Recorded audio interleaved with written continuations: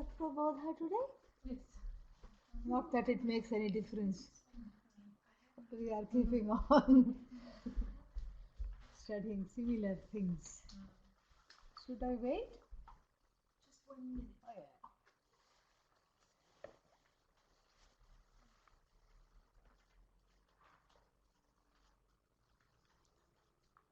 Did you take attendance? I do. Maybe that. I'll ask you.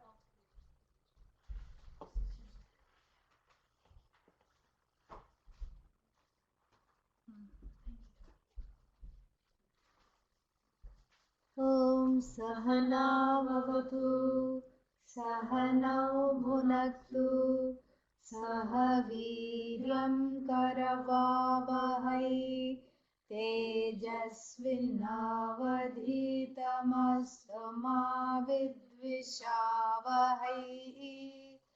Om Shanti Shanti Shanti. So, Maya Shakti. What can we do? This is the situation. You know? Every class, the same thing is coming. The Maya Shakti is, we have to look at the derivation of the word. Very interesting. Many derivations, two derivations. Ya means the one who, feminine. Ya, ye, yaha, like Sita, Site, Sitaha. Ya means the one who, and what is the definition? Ya, ma, sa, maya. Ma means don't. That which is really not is called maya. Ya, ma, sa, maya. You see, even upside down. She's upside down. It should be Yama. And what do you call her? Maya. That itself shows. Some gadbad hai, kuch na kuch gadbad hai udhar. Some gadbad is there. First derivation. Ma means not. And then, so that's the first derivation. Ya ma, that which really ultimately is not, is called Maya. Another derivation is the same thing. Ya ma, sa maya. Ma here means knowledge. Ma means knowledge. So you see, this is why it is so confusing to understand. This is why it is so difficult. This is why one succumbs to a daily dose of Maya. This is what happens. Even when one doesn't want. Because what it is not, it appears to be. And what it is, it's not understood. Yeah. Maya is knowledge. But it's not seen as knowledge. By who?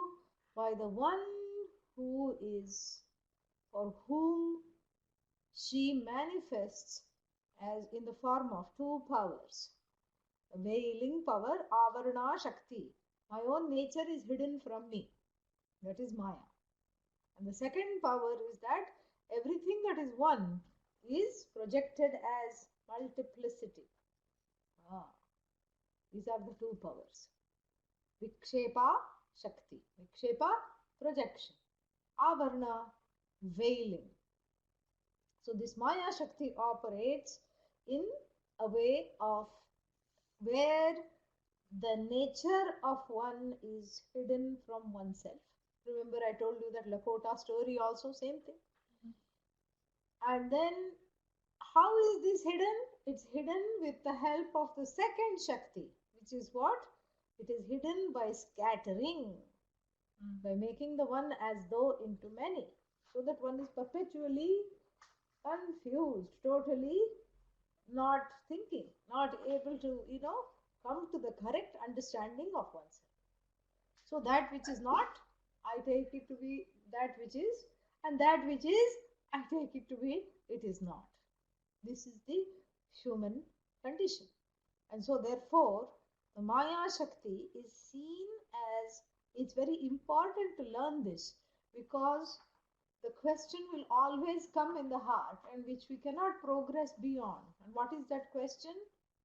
How did this one Brahman become many? Yeah. The answer is never became many.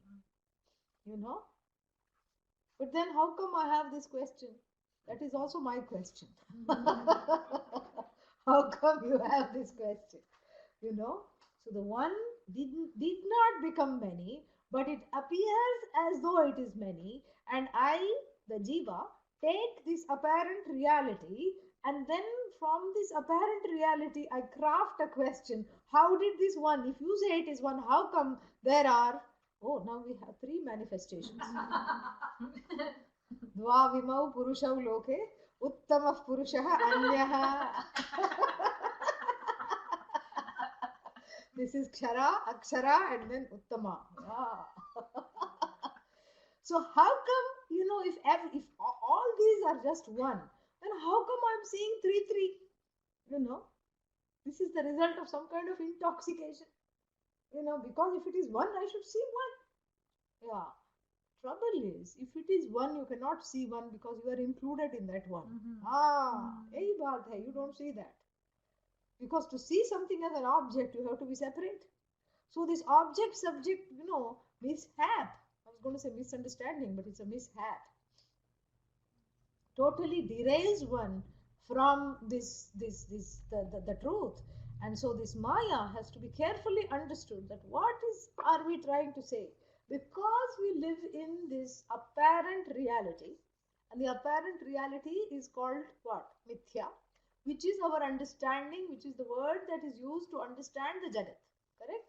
It is not a description of the Jagat.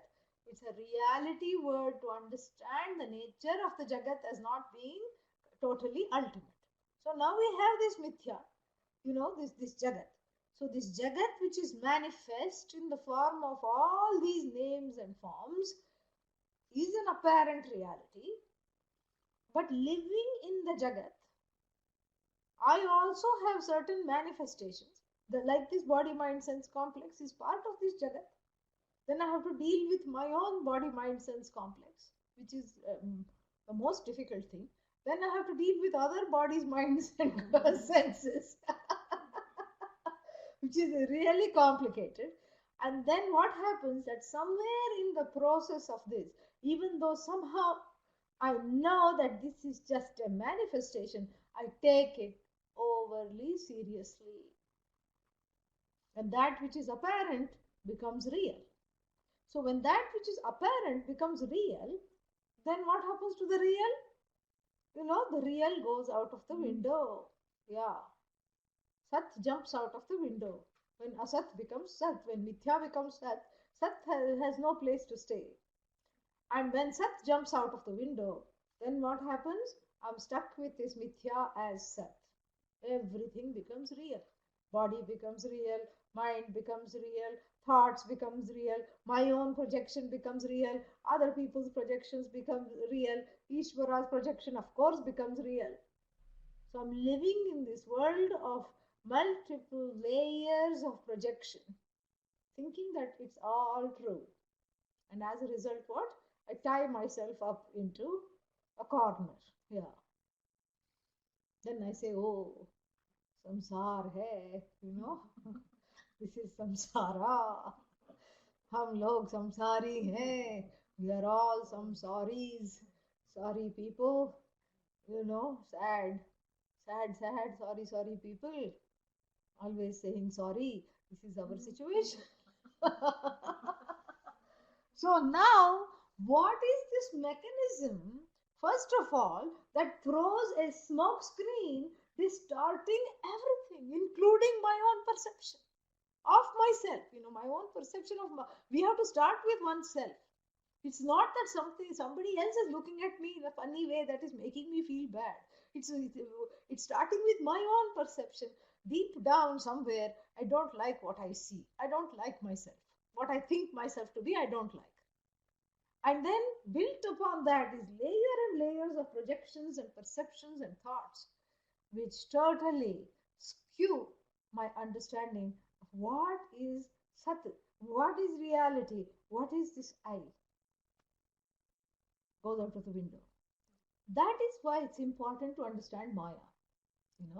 Even though it's difficult, this is where the change is from ignorance to knowledge. I'm not saying it is easy. That's why we explain it in many, many different ways. Somebody said, that's why I'm confused. Because you're explaining it in so many different ways is the reason for my confusion. Is the reason for the season of confusion. Yeah. What can I say?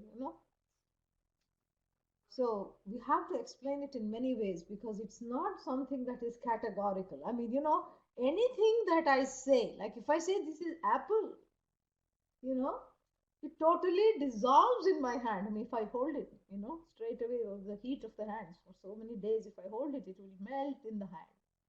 The apple here is not really apple because real means what? When I say this is apple, the is belongs to the apple or not?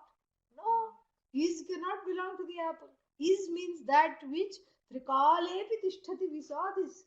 Yat sat tat trikalepi tishtati. That which is sat, which is unchanged in all three periods of time. What are the three periods of time? Past, present, and future. Yeah, don't think, oh, now I don't know the three periods.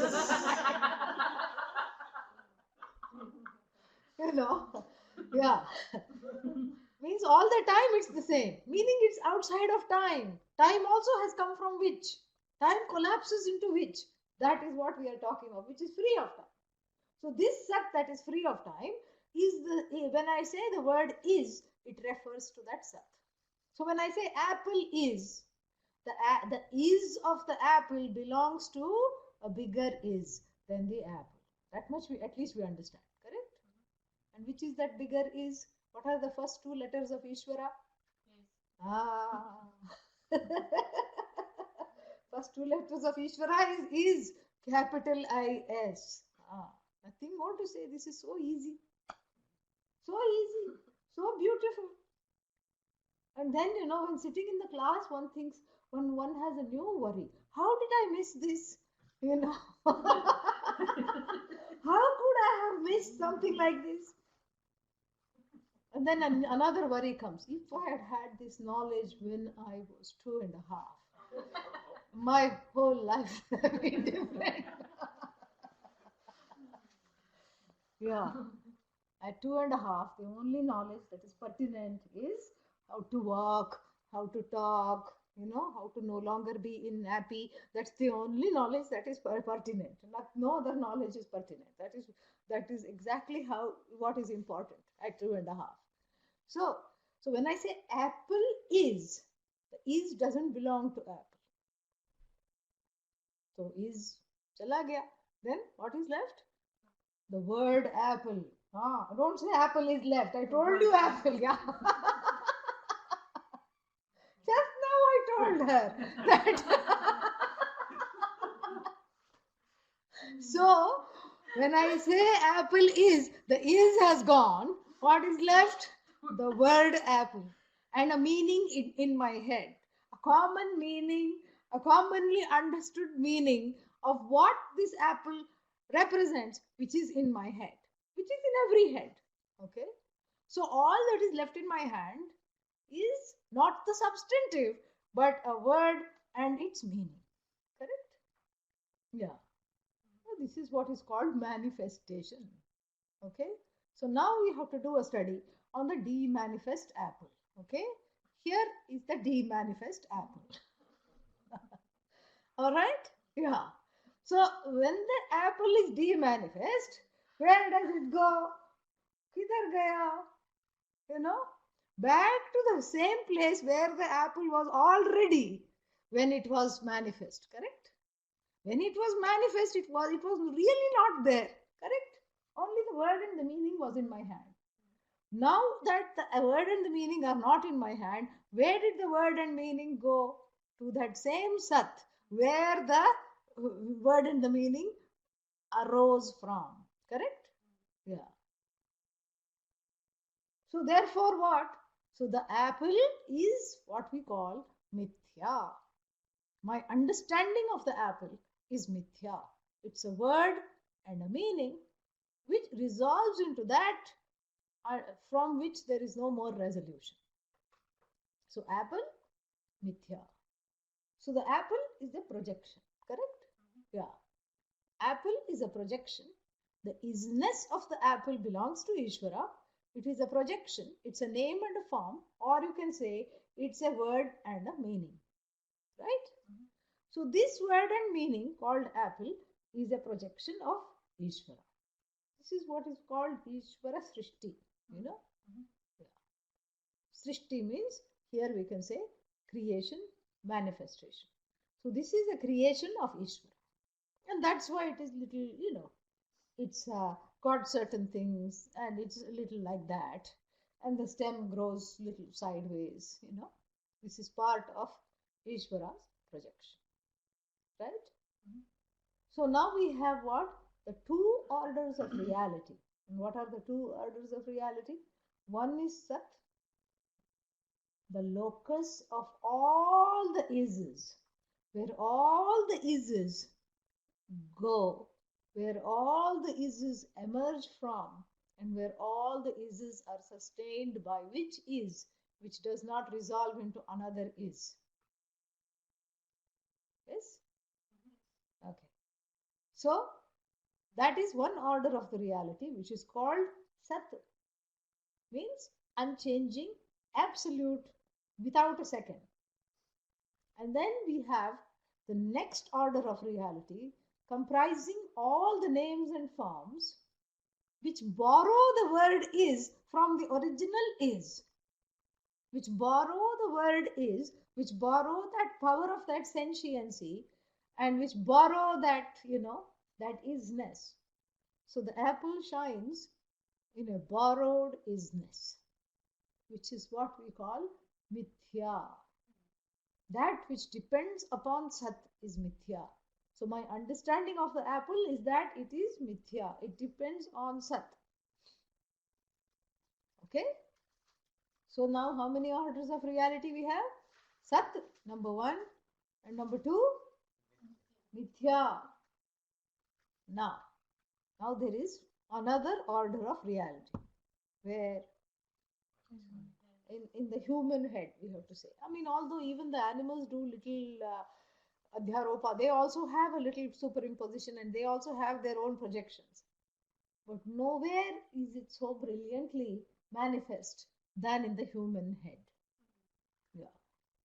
The human head has the capacity of its own creation. Yeah. And it is called Jivasrishti. So the one is what? The one is Sat without any Srishti. The second one is what? The Srishti, Ishvara Srishti. And then Jiva Srishti. Jiva Srishti means my own Mithya. A Mithya that is not connected with Ishvara. It is a Mithya that sits in my own head. Yeah. And eats me from inside. It is the Mithya. My own projection. My own conclusions. What kind of conclusions? Incorrect conclusions based upon observations that have been internalized through the filter of likes and dislikes, fears and desires. Understood? Yeah. So you see, that is my infrastructure. My infrastructure, which is the filter to absorb this, the second Mithya, the first Mithya. The first Mithya, like this apple, I absorb through the filter of my own fears and desires. So somebody who's had a not a very good experience with apple, either in this life or many other lives, as soon as you see the apple, there is a distaste, there is fear. There are some memories, unknown or whatever, doesn't matter. But that forms the fabric of how this apple is perceived. So the perception of this apple constitutes the third order of reality, my own Mithya, a personal Mithya that differs from Jiva to Jiva, from person to person. Okay, even the snake has Mithya in its head. I'll tell you how. You know that we have the snake charmer in India. He has this kind of a gourd-like instrument in this shape. And he goes, pa, pa, pa, pa, pa, pa. He goes. And as he's going like this, and he always goes like this, he never just sits still and plays. And there is a poor snake that is, what's the word for it? Totally, mm, captured, put in a box, you know. And then what happens to the snake? It's then finally let out. And when it is let out, you know, it's seeing this goat and it's seeing this man go like this. And the goat apparently is shaped like a mongoose, which is a arch enemy of the snake. In fact, the music is for the onlookers. The snake is deaf. The snake doesn't have any ears. Music is for you. Music is not, the snake is not dancing to the music. The snake is not dancing at all. What is the snake doing? It is warding off the so-called attack of the mongoose, which is in this kind of a bagpipe shape of an instrument, this gourd shaped instrument. So when it goes like this, the snake goes like this, you see? Yeah, it's warding off and it's trying to strike. So it gives because of its own mithya, it creates another mithya which I buy into. Ah. So you see, even the snake commits its own mithya. But in the other animals, it is not so much because they don't have that the free will to totally be with this. They don't have the free will. And since they don't have the free will, what happens? Their mithya is limited. Their mithya in their head is limited. Whereas for one such as a human being, that third mithya is so rampant. Yeah. All the time I see through the filters of raga dvesha. All the time. I keep looking at the world through my own fears, through my own infrastructure, through my own set of assumptions, through my own orientations. Which is why I get caught in Maya. Maya is benign. It's not that Maya is creating any problems. Everybody says, "Ye Maya hai, I am under this Maya. Kya ho raha hai? Why am I succumbing to Maya?" One is succumbing to Maya because there is only room for one Maya, which is Ishvara's creation. You cannot have a parallel Srishti in your head and compete with Ishvara's creation. And naturally, there will be sorrow. Naturally, there will be all kinds of problems. Yeah. There's only place for one creation with which I have to make peace. And that making peace and coming to a sense of acceptance with what is and seeing that what is as Ishvara becomes the first and foremost work of the human being who is interested in Vedanta. Yeah. I have first to take responsibility. First, I have to be able to see the projections as my own. Then I have to take responsibility for those projections. Because the projections means what? First, you will feel like blaming someone else. Yeah. Because it's always somebody else's fault. Not that the projections are my fault. Not that the projections are my fault. The projections are there. I have to take responsibility for them. It doesn't mean I have to blame myself. It means I have to be able to honestly look at them and say, okay, here they are.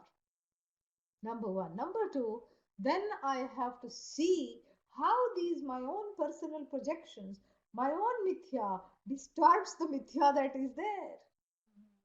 Yeah, distorts the mithya that is there. And we see this in in big, now there is a new, what's it say, a new disease. They have found out. And what is this disease? The disease is that everybody is feeling in some place, somewhere in California, everybody is feeling this creepy crawly on the skin. What do I mean? Like something is like if you had a spider walking all the time, not just one, five, six, along the skin, how you will feel all these creepy, things climbing up, worms and things like that. And imagine feeling that all the time.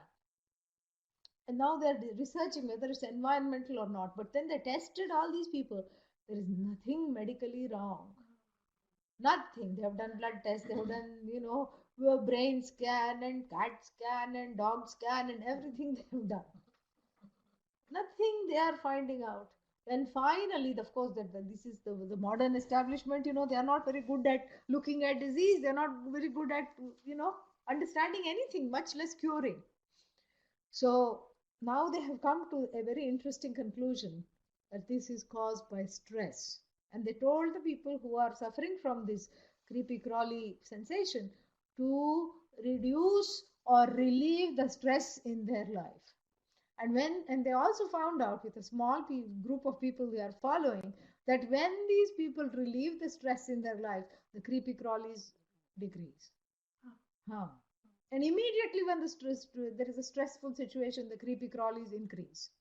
So you see, this is like Mithya within Mithya, because the medical establishment cannot find anything. And where are the creepy crawlies? It's a response to the stress. Yeah. It's my own response to the stress. And because of that, even though it may be in the head, but it is manifesting through the body. You see? So where does the physical stop? Where does the emotional start? Where does the emotional end? Where does the physical begin?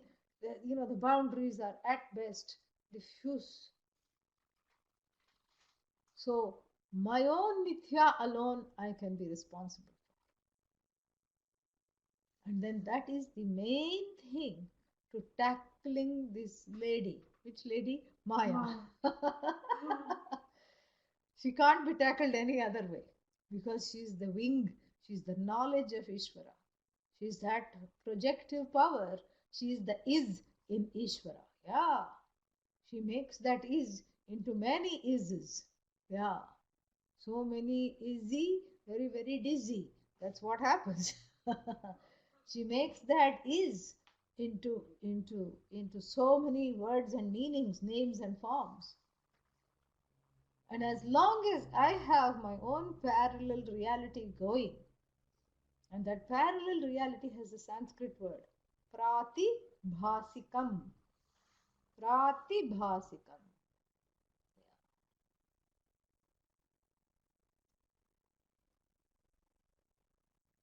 Means pratiyate bhasati, bhasayati iti pratibhasikam. It appears to be real.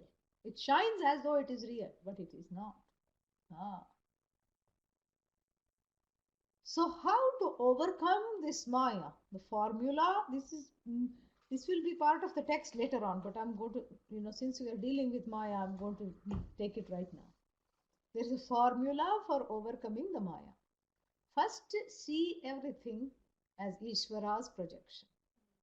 Number one, see everything as a name and form, the truth of which resides in Ishvara alone. Number two,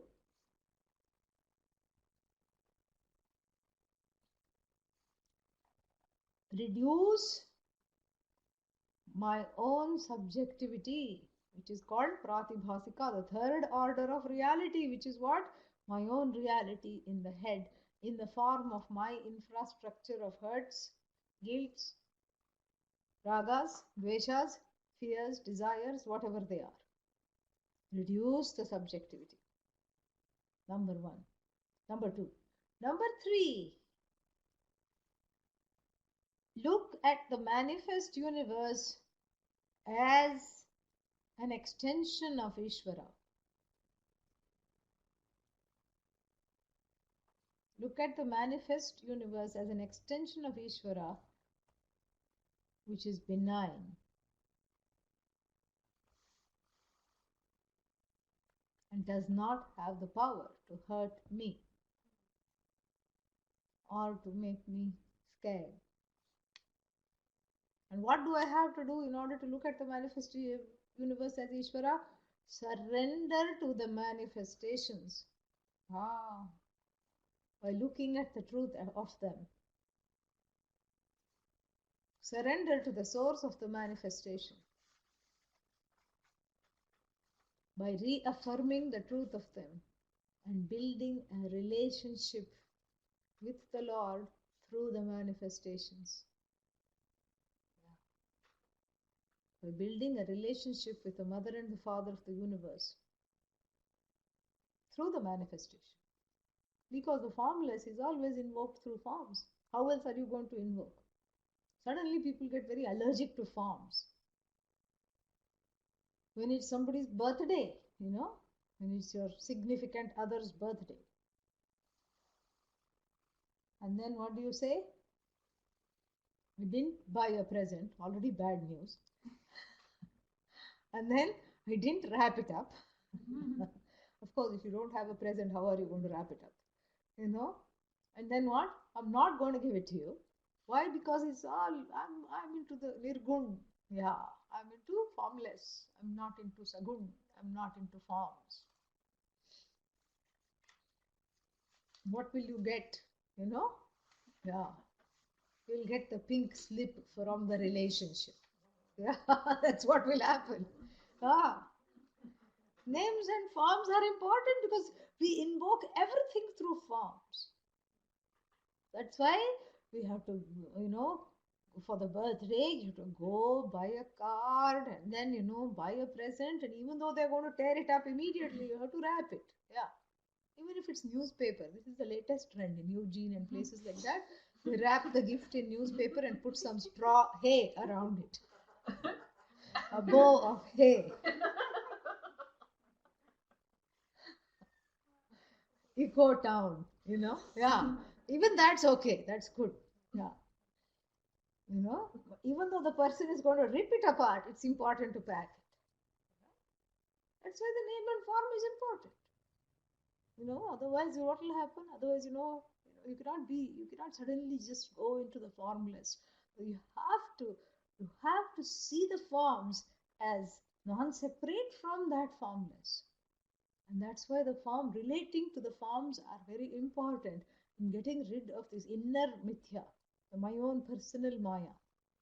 Yeah. And Swamiji always gives this example. What does he say? He tells the story of the physicist who had a girlfriend. And what did he do? He wanted to propose. And then what did he say? For me, all the metals are one. So why should I buy a gold or diamond, platinum or diamond ring? I just get copper because all metals are one. And so he gave a copper ring and said, honey, will you marry me? And then what did she do? Throw the ring at his face.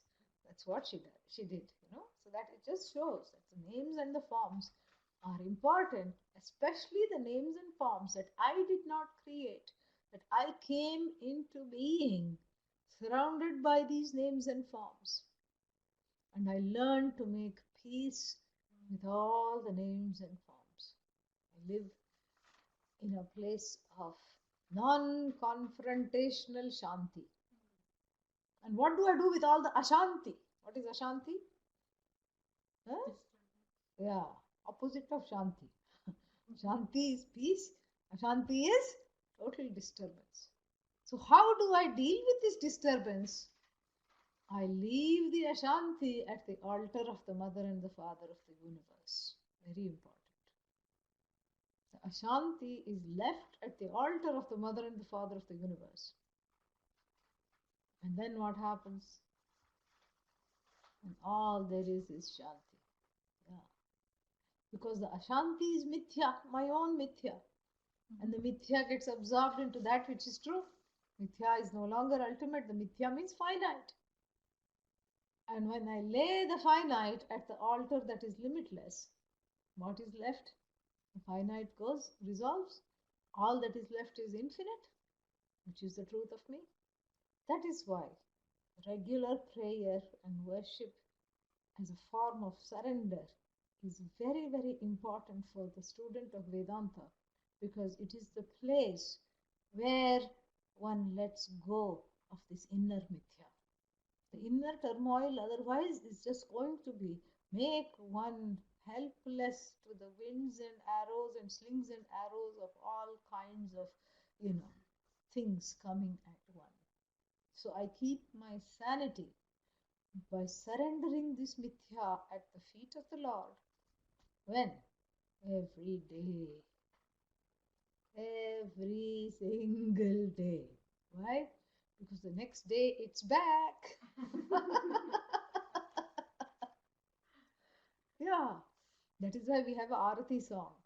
Tan man dhan sab kuch tera hai. Meaning this fellow is singing. This Jiva is singing. Tan, my body is yours, O Lord. My body belongs to you. Man, my mind belongs to you, O Lord. Dhan, my money. This is very important. After body, mind, what else? Money. All my money is yours alone, O Lord. You know, he sings one day, correct? And Vishnu, who is easily pleased, is very happy. He says, wow, what a nice devotee I have. Look at this devotee. He is singing, Tan man dhan sab kuch tera hai, Bhagavan. It's all yours, it's not mine. And then, and then the next day, Vishnu is so happy with him. The next day, Vishnu attends his puja, because he's so pleased.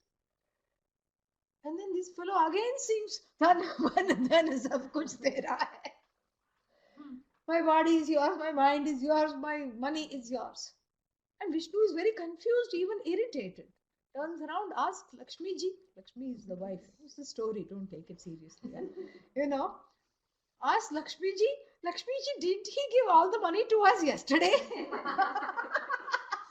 Does he have any Swiss bank account that we were not told of? Or maybe he's stashing it in Cayman Island, we don't know. What is going on over here? And Lakshmi ji says, in infinite patience, she says, they are like that. I told you, don't create the human being. They are complicated creatures. They forget what they did yesterday. And what they did yesterday, they have completely negated. And so they have to redo everything again. Don't take them seriously. How many times have I told you, don't take them literally? Yeah.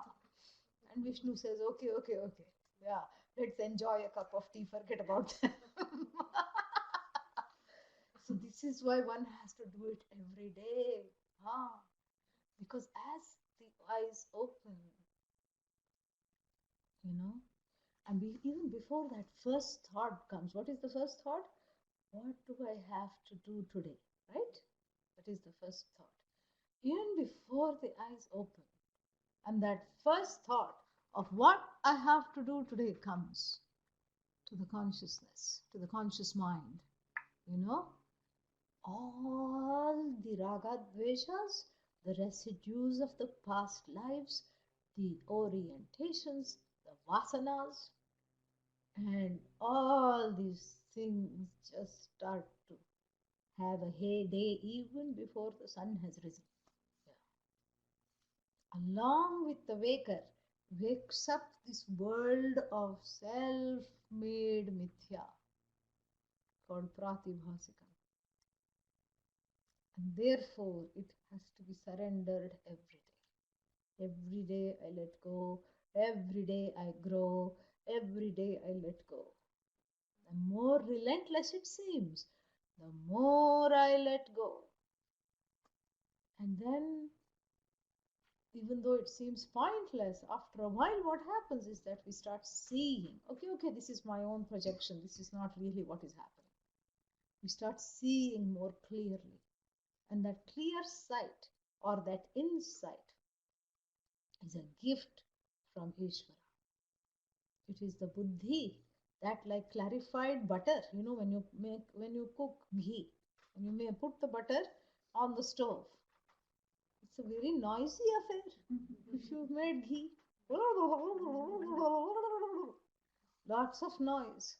So too, when you take this inner mithya and put it on the fire of objective knowledge, this passion and viveka, then also it makes a lot of noise because it is connected to the ahankara, that I-ness. It's identified with I-ness and my-ness and me.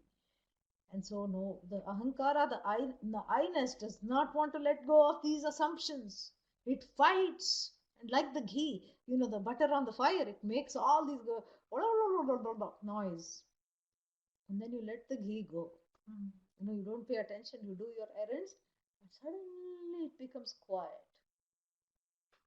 And when it is quiet, it is done. Yeah.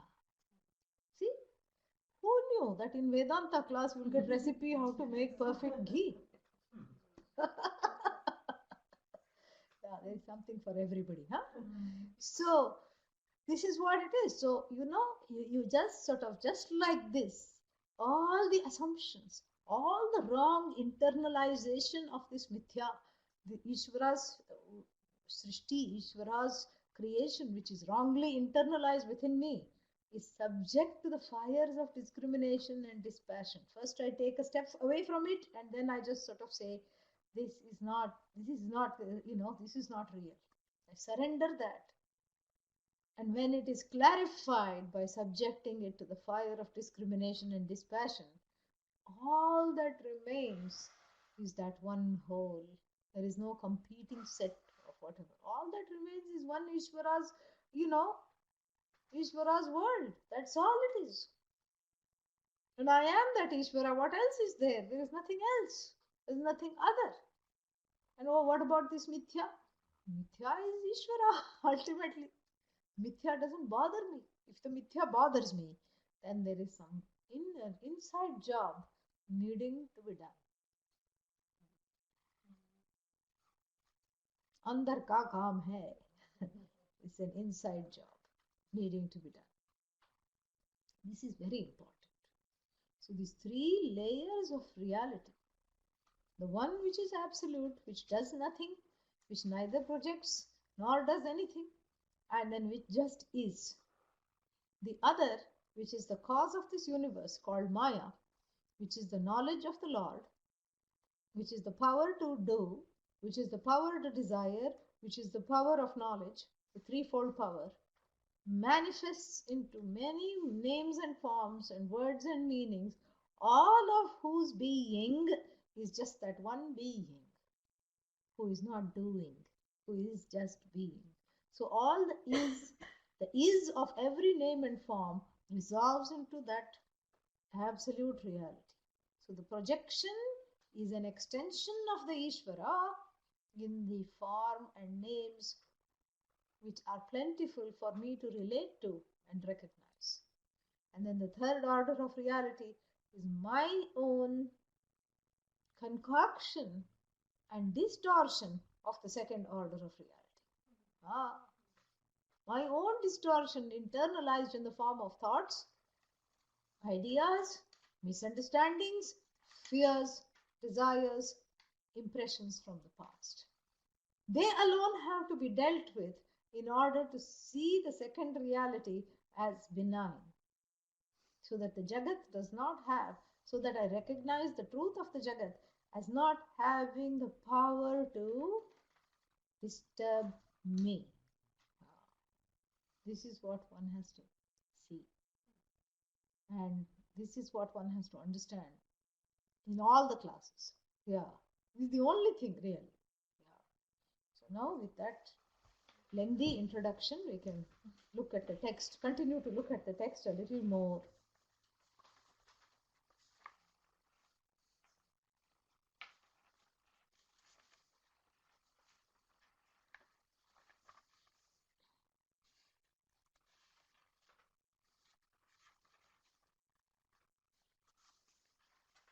Page 37 in this book, and I don't know in the other book, you please, whoever has been following, you please look and see.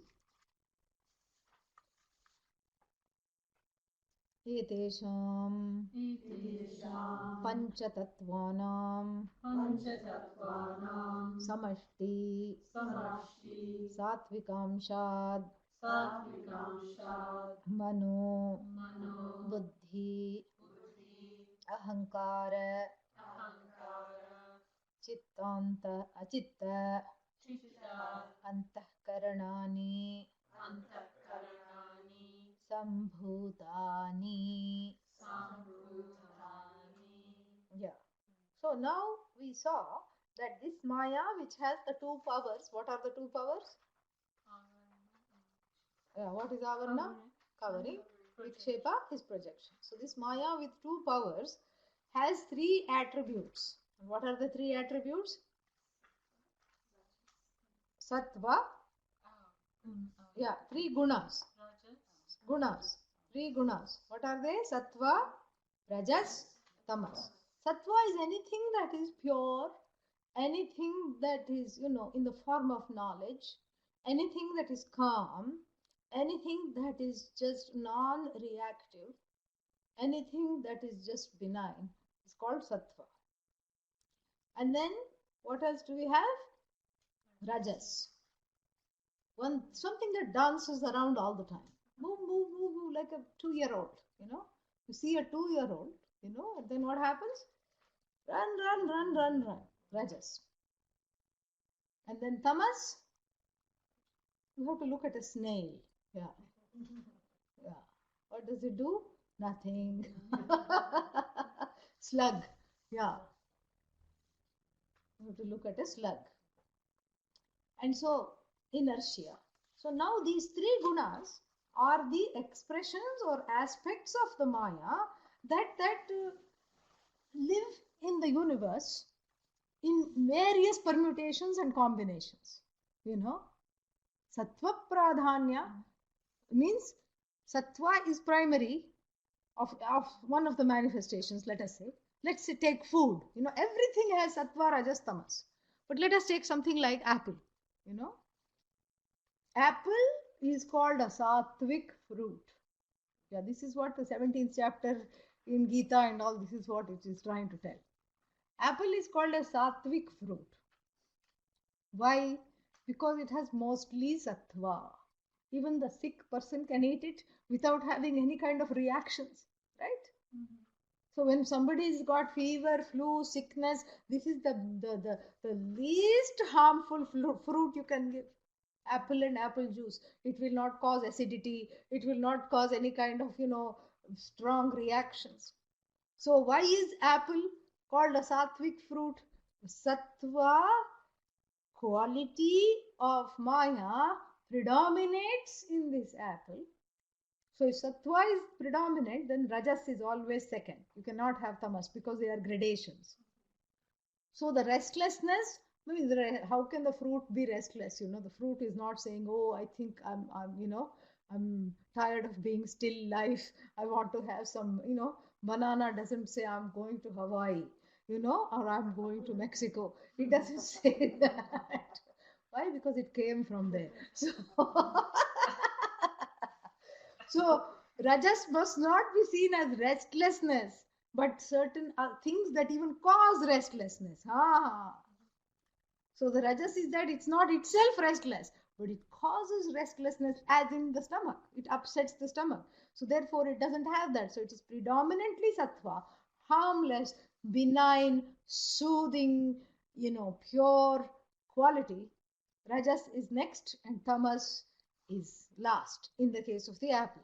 Now you take, this is so much fun. Now you take orange. Yeah. What will you say about this? Rajas, mostly rajas. Rajas first. Yeah. Rajas first, sattva next. Because see, unlike the apple, even before pricking it, it releases the aroma. It makes its presence felt. Yeah, it makes its presence felt. It has a certain quickening, certain oils are there, and if I just rub it like this, it leaves a residue. Yeah, it leaves the rajas residue. Rajasidue. And then what? And then you eat it when you're not prepared to eat it, when you should not eat it. What will it like on an empty stomach? You better follow it with a couple of tums. Yeah. So this is what it is. And then you have certain other fruits. Like, we don't have that fruit here. Jackfruit, what do you say? Rambutan, jackfruit, etc. Yeah. And then, it's kind of sticky, it's kind of oily, it's cloyingly sweet, tasty, wonderful. But it's an acquired taste. Tamo pradhana. Tamas is first. If tamas is the first quality of any object, then rajas will be second, and then sattva will be last. So it may still have some harmless or helpful, benign qualities. It may cure some diseases. We do not know. But at best, it is medicine. Garlic Rajas. That's why we don't eat garlic. Rajas. Rajas and tamas. Yeah. Puts you to sleep, makes you angry. You see, when we. So what do we want to be? Do we want to be sattva, rajas, or tamas? Ah. So what do we eat? Only sattvic things. See, that's why I asked, what do you want to be first? So it looks like it has come from you, not me. What do you want to be? Sattvic. So what do you eat? Sattvic things. Yeah. So every grain, and if you look at Ayurvedic cookbook, they will tell you this is mostly rajasic, this is mostly tamasic. See, leftovers, what are they? Tamasic. Ah. Leftover means, yeah. I had one great grandmother, and she lived 100 something. And no fridge, in those days.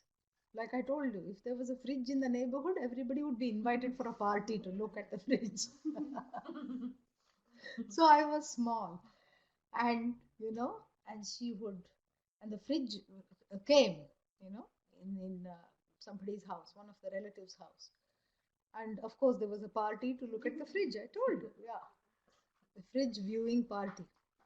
So everybody went. We all went to this rich neighbor's house to look at the fridge. Relative, some extended relative. And then what happened? So she didn't know what this was. So they asked her to put some chandan, tikka on the fridge. Because everything, you just put some rose water and chandan and everything, you cleanse it and make it available for use at home. So they put a little mala on the fridge. They put 3 turmeric lines and a chandan, and they did arati to the fridge. So she did the arati to the fridge. She was late 90s at that time. So she didn't know what it was. She just was doing, what she thought they were expecting her as the elder matriarch to do this. And so she did this. Then she asked, what is this? Then they opened and showed them all the food had been already kept. And then she said, yo, and she said, yo.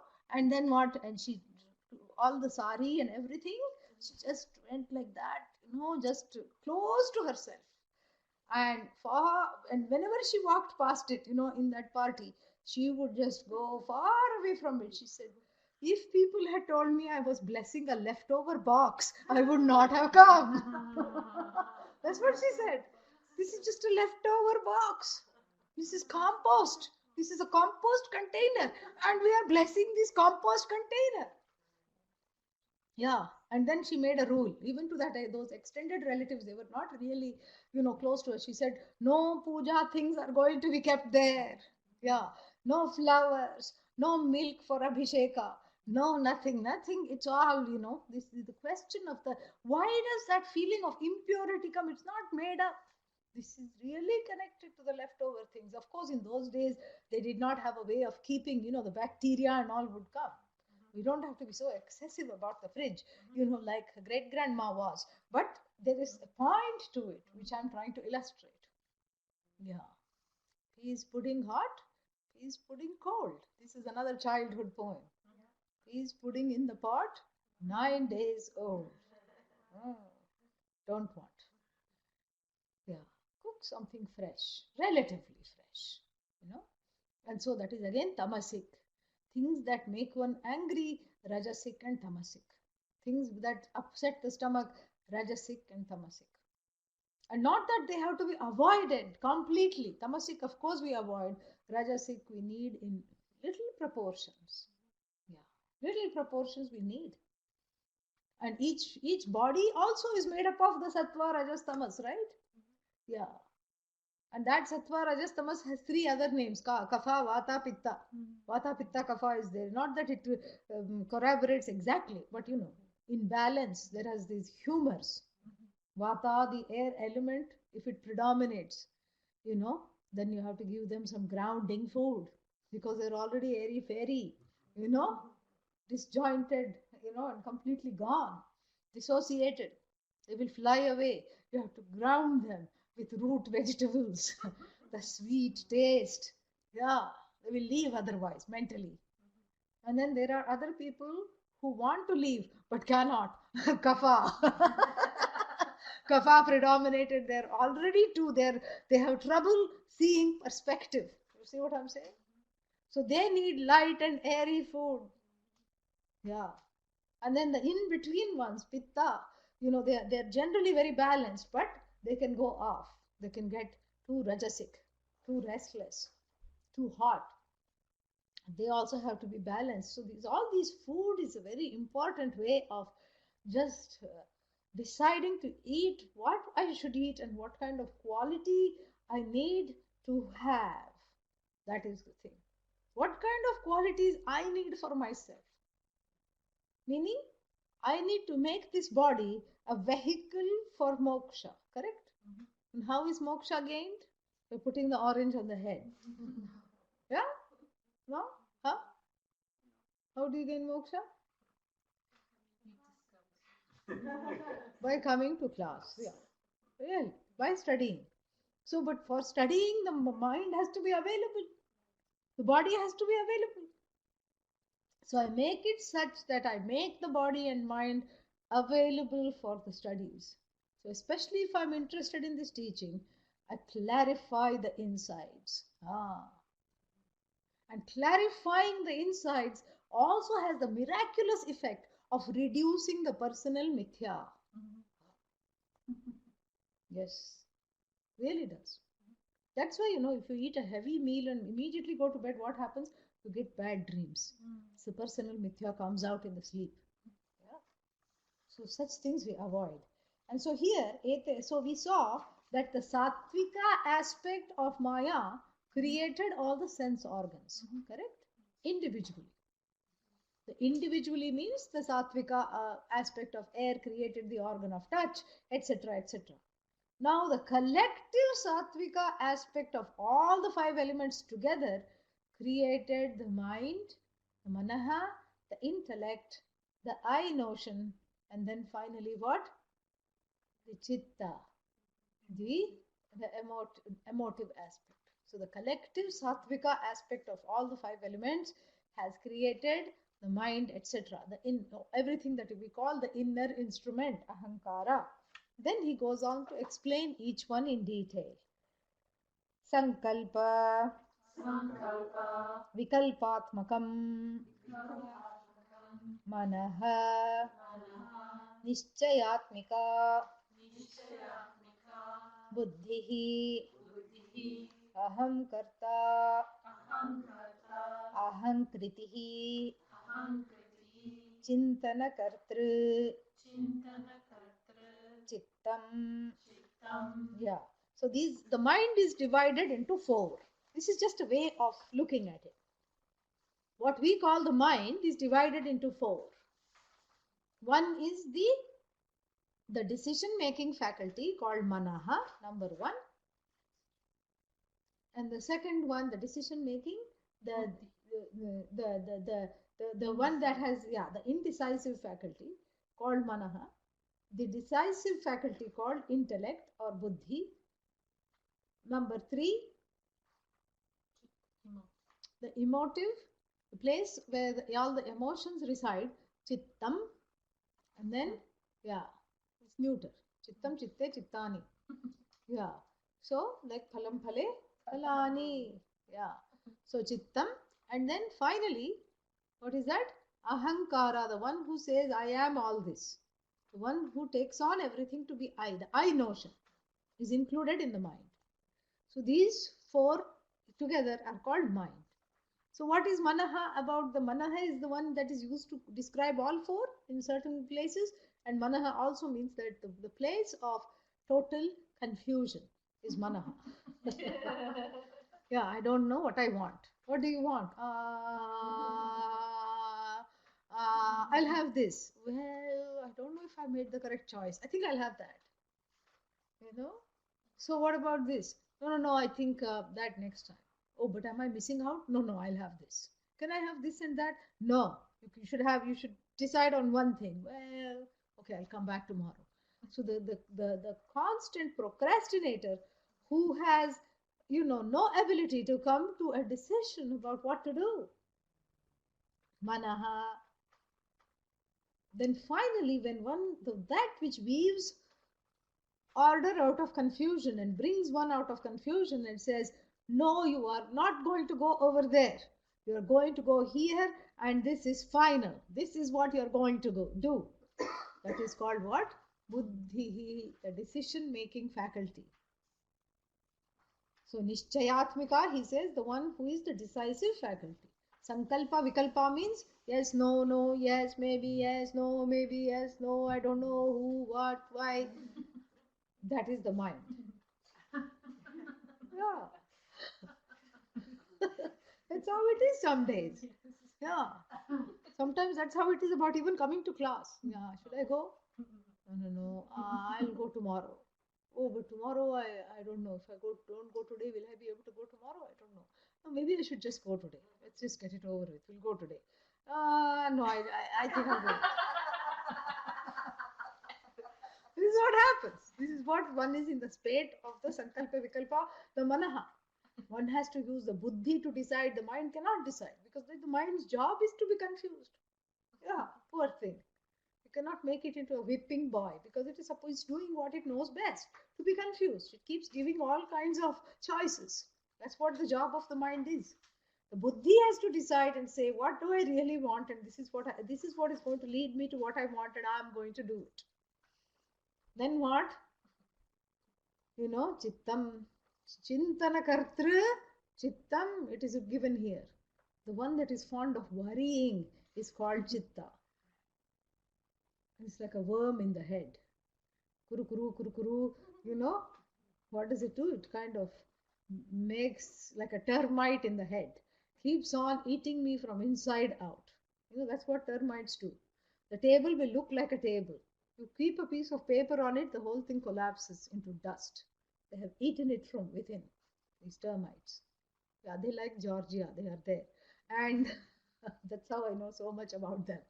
So, termites. And so you see what I'm saying is that we have to see this very, very clearly. And so the Chintana Kartru, one who worries a lot. Kimaham sadhuna karavam, kimaham papamakaravamiti. iti. Why did I do the wrong thing? Why didn't I do the correct thing? When am I going to learn? Full of hurt, full of guilt, full of, all kinds of worries. If only I had done this, then this would not have happened. If only I had not done this, then this would have happened. And so always in the past, stuck in the past of self non-acceptance is the chittam. Then finally, ahankarta, the notion of I as the doer, as the author of everything connected to me, connected to this body, mind, sense complex, the one who owns up the body as I, the one who owns up the mind as me, the one who owns up the chitta and everything as me, is called ahankaraha, the I notion. I notion that's what it is. And then what else?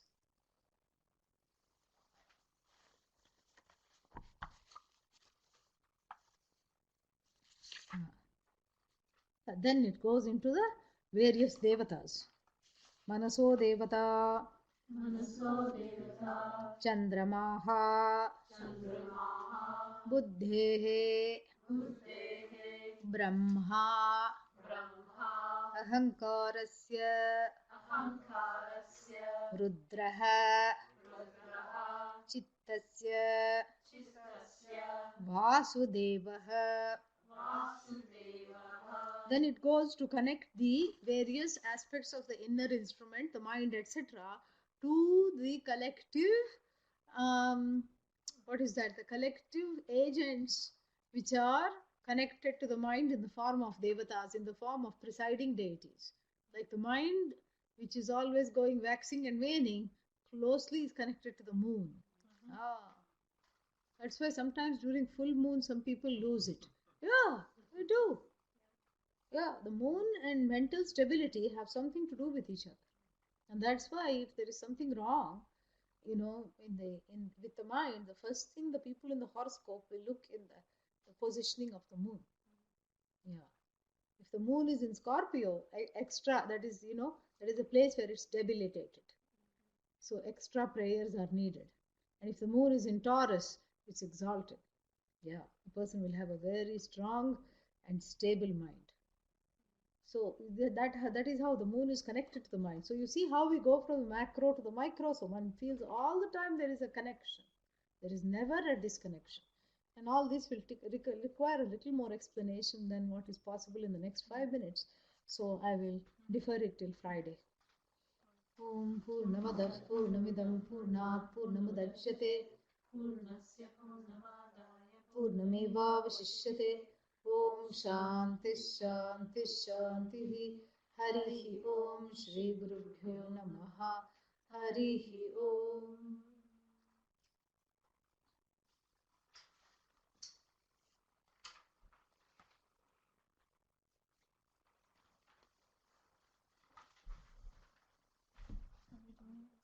What's the definition of the word sankalpa? Sankalpa is a choice. Sankalpa is intention. Vikalpa is another intention. Yeah. Sankalpa, Vikalpa. That's what when you do puja, what do you do? Sankalpa. Same Sankalpa. But there you don't say Vikalpa. Vikalpa means another intention. Means you don't stick with the intention. You quickly go to another intention. And then after that you come back to the first intention. And then if there is no, then there is a lot of tension. The in goes away.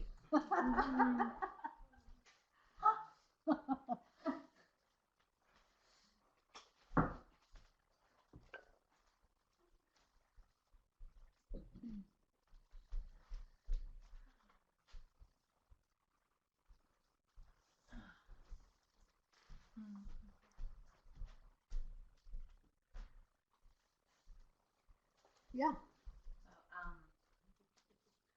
The emotional What? the emotional aspect of being stuck in the memories of the past. Best way to deal with that is to surrender that as well. Yeah, because you're not really stuck. Yeah. You are not. You are so unstuck. You are so whole, so beautiful, so brilliant. There's no way you are stuck. You can say you are as though stuck, or it appears stuck. See, and then when you say that, there's already a little separation. And then you take it to the shrines, or you have to make an altar in your own home, and then let it go every day, let it shed. Yeah. Studying the Upanishad also helps it shed. Can I ask a question? So, look at the manifest universe as an extension of Ishvara. So, what exactly do I look at everything as? Everything? Without asheshena, without any shesha. Everything, including the neighbor you do not like. Yeah. Including things that tick you off. Especially things that tick you off. Just say, yes, you are a manifestation of Ishvara. Yeah. And you are in my life to teach me something. Yeah. And as long as I don't learn, you will remain. So, oh Ishvara, may I learn quickly. The rest I will not say. Yeah, so that's all it is. And then after that, whether once you learn the lesson, whether the person is there or not doesn't matter. It becomes benign again. We have to, all the things that are charged emotionally, they have to be decharged. And the only way the charged things can we can remove the charge from them is by recharging ourselves at the altar that is the whole Ishvara. Yeah. So things have to lose the bite. Yeah. And everything has to be benign. So it's like afterwards what happens is like putting your hands in the mouth of a toothless baby. It may bring down the jaws, but it doesn't bite. It's almost pleasant. So the things have to lose the teeth. And there is great cause for celebration when you lose the teeth. When everything that disturbs you loses the teeth. Yeah. Render the universe toothless.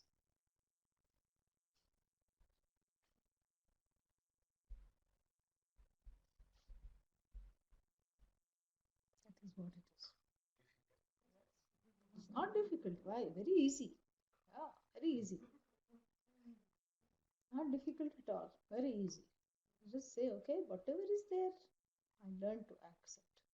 That is what is called prasada buddhi. Prasada means that which has come from Bhagavan. There's only one word for that.